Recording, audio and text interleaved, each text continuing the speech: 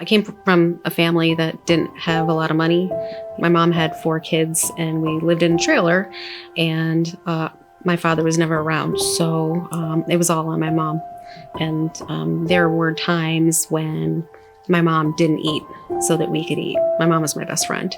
And so she sacrificed a lot. I visited my friend and she had a house. It was kind of this big 2-story house, big white house next door. And I heard music coming out of this big house. And so I wandered up and realized, oh, this is a church. You know, I didn't really have any concept of what a church was because we didn't really go to church when I was a kid.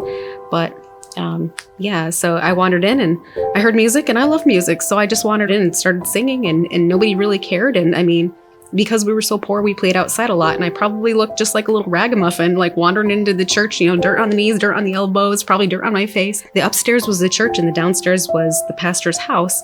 But he always had people going down there. And, you know, he invited me to come down and let me play on his piano, you know, and I really started feeling the love of God directly from him. That's when I realized, you know, for the first time, you know, God is out there and God loves. I kind of started to know that, yeah, you know, I need to start following God, or, you know, at the very least, know who God is and know that God is important and I need God in my life. You know, I wanted to be a part of a community, a part of a family, you know, part of something where I felt that God was, you know, working in me.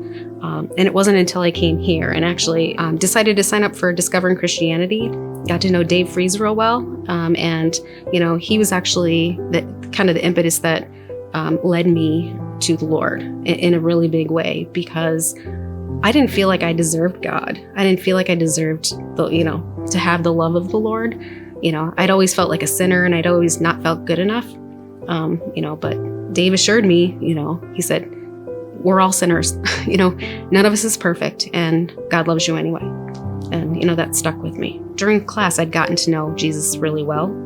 And, you know, he's my Abba Father. And, you know, I'd never seen him like that. I just always kind of seen him as just like the Godhead, you know, like the guy in the sky. Like, you know, it's like I knew he was the right choice and he was what I should be doing. But at the same time, he seemed so far away. I was happy that finally I have a dad, you know, and a father, and especially the Abba Father. The pictures we received in the Discovering Christianity class, you know, they were of loving dads holding their children. And I guess I'd never seen the Lord that way before, you know, so it was just kind of eye-opening.